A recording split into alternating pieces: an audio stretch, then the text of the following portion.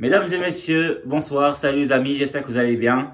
Alors, donc bienvenue à Ibra Show TV. Donc cette vidéo-là, je vais parler de spécial, en fait c'est spécial Ligue des Champions européenne, donc du tirage au sort qu'on a vu aujourd'hui. Donc pour ceux qui ont suivi, ils connaissent très bien les 8 matchs qu'on aura en huitième de finale de la Ligue des Champions. Et pour ceux qui n'ont pas suivi, je vais vous donner la liste tout de suite. En fait, on aura 8 matchs.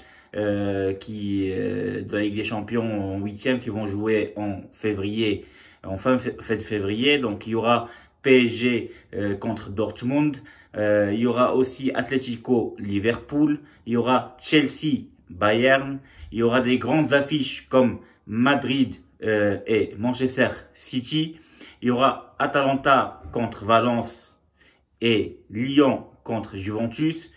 Et pour finir, il y aura Tottenham contre Leipzig et Napoli contre Barcelone. Voilà, donc ça c'est les 8 matchs qu'on aura en huitième de Ligue des Champions suite au tirage au sort qu'on a eu aujourd'hui à midi. Donc comme vous avez vu, il y a pas mal de très bons matchs et aussi des grandes affiches comme par exemple entre Real Madrid et Manchester City. Si je commence par analyser quelques matchs, en commençant par exemple par Paris Saint-Germain-Dortmund, donc on sait très bien que PSG, l'entraîneur de PSG, c'est Thomas Tuchel, qui est ancien coach de Dortmund. Et en fait, sur le papier, on peut dire que PSG elle est meilleure que Dortmund, sauf que Dortmund c'est un club qui est mythique en Allemagne. Et qu'avec ses supporters, tout ça, ils vont rien lâcher. On sait très bien qu'ils ont des hauts et des bas. Ils sont pas très réguliers cette année-là. Ils sont troisième du championnat d'Allemagne. Mais ils ont quand même des bons joueurs comme Achraf Hakimi, comme Reus, comme Guerreiro. Voilà, il y a pas mal de bons joueurs donc qui jouent à Dortmund quand même. Donc sur le papier, PSG est meilleur parce qu'ils ont des joueurs énormes comme Neymar, Di Maria, voilà, et même l'attaquant Icardi et Mbappé. Mais Dortmund reste redoutable. Donc pour moi, il y aura un match, il y aura quand même franchement un match. Parce que ça va être ouvert, les deux équipes ils jouent vraiment avec une possession de balle et avec du beau jeu. Donc pour moi, peut-être PSG est favorite, mais attention à Dortmund parce que quand même c'est une équipe qui lâche jamais rien, surtout en Ligue des Champions. Et on se rappelle très bien d'il y a 4 ans quand Dortmund a éliminé le Real Madrid en quart de finale grâce à Lewandowski. C'était plus il y a 5 ans. Mais cette année-là, Dortmund, malgré ses hauts et ses bas, donc là, on sait très bien qu'ils ont enchaîné 4 victoires d'affilée, et donc ils sont sur une bonne lancée. Donc d'ici février, je ne sais pas à quel niveau ils seront, mais on sait très bien que Paris aussi, elle est en forme. Ils ont gagné contre Saint-Etienne à l'extérieur 4-0. Bon, moi, je dis que ça va être équilibré. On ne peut pas savoir qui va se qualifier. Peut-être Paris est favorite, mais je mise une petite pièce sur Dortmund quand même. Le deuxième match entre Atlético et Liverpool. Donc les deux équipes, ça va être un très grand match parce que les deux équipes, ils sont très forts. Atlético en Espagne, ils sont redoutables. On les connaît très bien avec Diego Simeone, l'entraîneur, et qui se base toujours sur le même jeu. Ça veut dire que avoir une base défensive, extra défensive et jouer sur la contre-attaque, et d'une manière, en fait, on va dire guerrière. Ça veut dire que c'est des gens qui se tuent sur le terrain. Et en face, il y a Liverpool de Klopp, qui sont tout simplement champions d'Europe l'année dernière et qui ont fait 2 finales d'affilée en Ligue des Champions. Donc ça va être un match pas facile pour Liverpool, même s'ils sont favoris. Quand même, l'Atlético Madrid, c'est pas une équipe à battre facilement. Mais bon, moi je dis quand même Liverpool, ils sont favoris avec les joueurs comme Mané, Salah, Firmino, tout ça. Ils ont des grands joueurs quand même, donc on verra bien ce que ça va donner. Le troisième match entre Chelsea et le Bayern Munich, donc c'est un grand match aussi. Donc franchement, ce tirage au sort qu'on a eu cette année-là, il n'y a que des très bons matchs pratiquement. À part un match, on va dire, où les deux équipes qui sont pratiquement faibles de cette journée-là, qui se rencontrent entre eux, c'est Atalanta et Valence, et je vais en parler après. Donc Chelsea et Bayern, les deux équipes sont pas mal. Chelsea en Angleterre, malgré qu'elle est mal classée, mais quand même, ils ont des très bons joueurs, comme Abraham en attaque, et voilà, donc, moi, je dis que Chelsea, c'est une équipe qui est sortie, en fait, du groupe qui était pas facile, parce qu'il y avait l'Ajax Amsterdam, qui était demi-finaliste l'année dernière, et il y avait aussi Valence.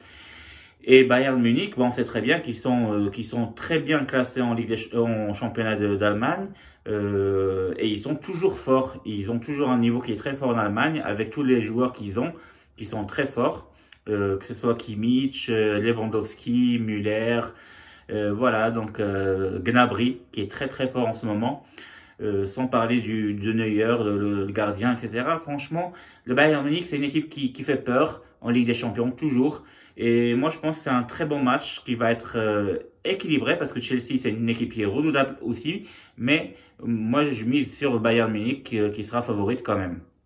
Alors là, on arrive au match, en fait, pour moi, c'est le match de cette journée des huitièmes de finale. C'est entre le Real Madrid de Zizou, de Zinedine Zidane, et Manchester City de Pep Guardiola. Alors enfin, Pep Guardiola, il va rejouer contre le Real Madrid, comme à l'époque où il entraînait FC Barcelone. Ça va être les retrouvailles de Guardiola avec Madrid en Espagne. C'est franchement le tirage au sort que Madrid devait en fait esquiver, on va dire, c'est ne pas tomber sur City, parce que City, ils jouent très bien depuis l'année dernière. C'est eux qui ont gagné les champions. C'est eux les champions d'Angleterre, tout simplement. C'est vrai que cette année-là, ils sont en troisième position, ils jouent pas très très bien en championnat, ils sont loin derrière Liverpool. Mais justement, ça va leur donner en fait une idée, c'est que tout simplement de tout miser en Ligue des Champions. C'est-à-dire que Pep Guardiola, il va essayer de dire aux joueurs de tout donner en Ligue des Champions, sachant qu'ils ont des joueurs très talentueux.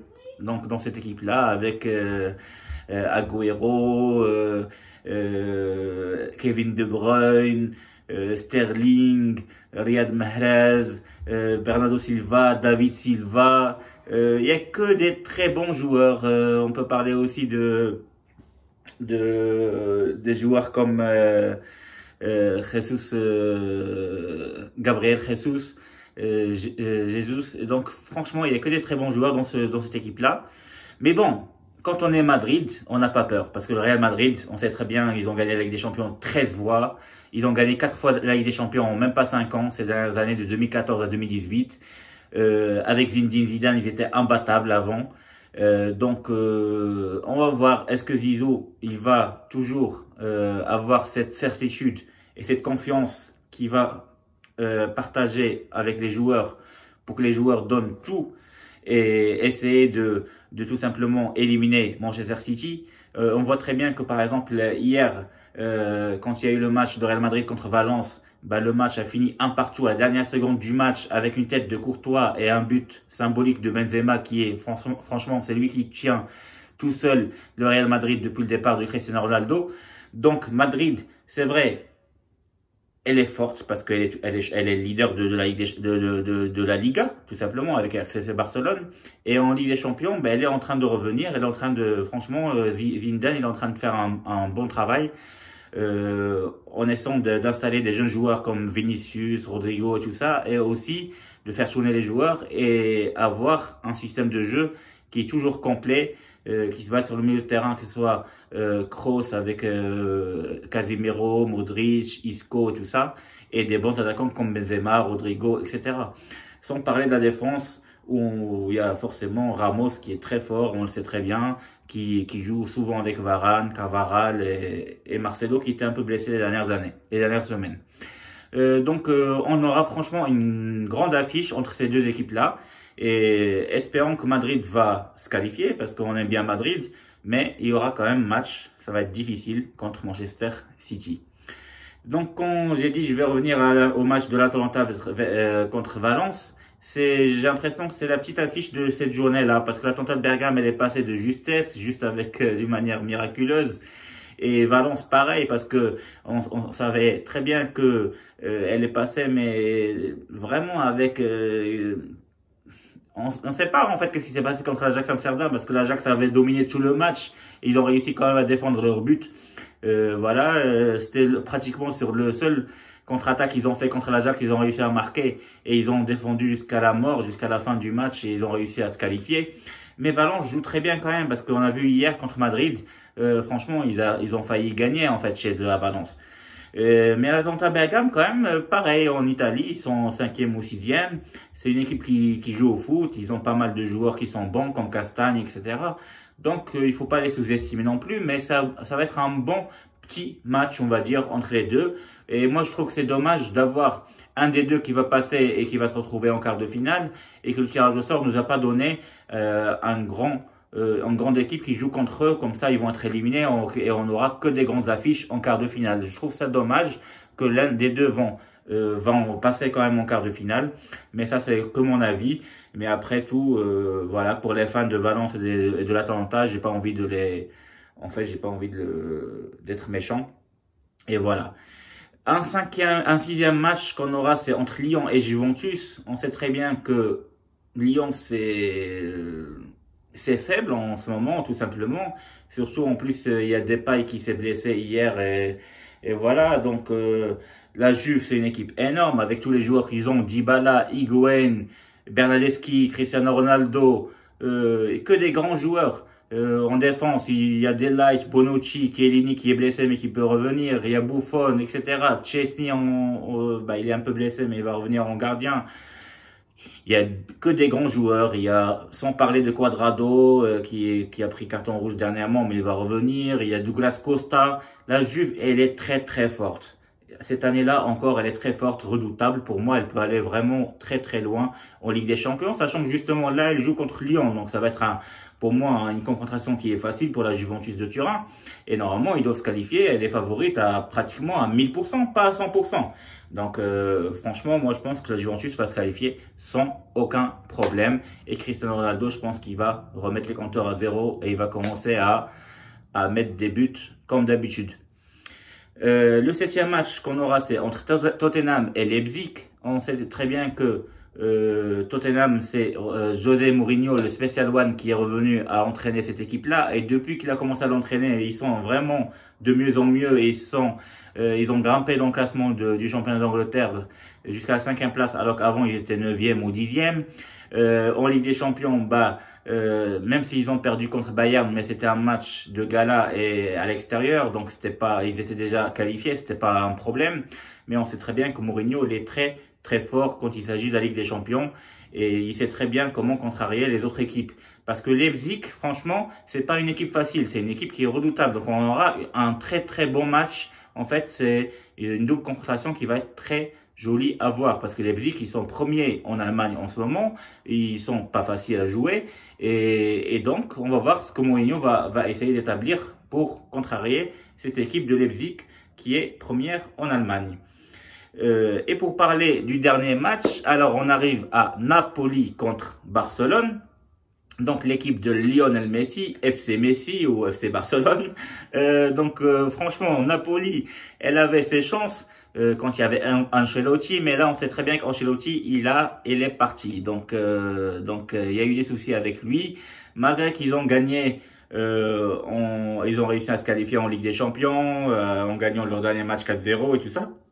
Mais finalement, Ancelotti il part et du coup Napoli en championnat d'Italie, c'est pas comme ce qui était l'année dernière, tout ça. Ils sont vraiment un petit peu mal barrés et ils sont très mal classés. Alors que Barça, elle est leader de la Liga avec ex-aequo avec le Real Madrid. Barça, elle a des joueurs énormes comme Suarez, Messi, Griezmann, Fati. Voilà, il y a des très bons joueurs comme Dembélé aussi qui est blessé mais qui peut revenir. Au milieu de terrain, il y a Busquets, il y a Arthur, il y a plein de bons joueurs au Barça, on sait très bien, que ce soit même en défense. Et donc, moi, je vois mal Napoli réussir franchement, à battre le Barça en aller-retour. On sait que très bien que Napoli a des très bons joueurs comme Mertens, Milic, et voilà, donc, et Insigne, etc. Mais, avec les problèmes qu'ils ont en ce moment, qui sont très mal classés en championnat d'Italie, etc., je les vois mal, franchement, éliminer le Barcelone. Ils vont quand même, je pense, poser quelques problèmes à Barcelone, surtout à Napoli. Mais moi, je les vois perdre quand même au Camp Nou à Barcelone. Et du coup, je pense que c'est Barça qui va se qualifier. Voilà, je pense que ça sera la logique qui va gagner. Voilà, je vous ai tout parlé de ce tirage au sort de la Ligue des Champions qui a été établi aujourd'hui. Sur les 8 matchs qu'on va avoir en huitième de finale, j'espère que vous avez bien aimé mes analyses et mes pronostics. Voilà, je vous dis à très bientôt. Comme d'habitude, n'hésitez pas à liker, à s'abonner de plus en plus dans ma chaîne en cliquant sur ma photo en haut à gauche. Et je vous dis à très bientôt. Merci et au revoir.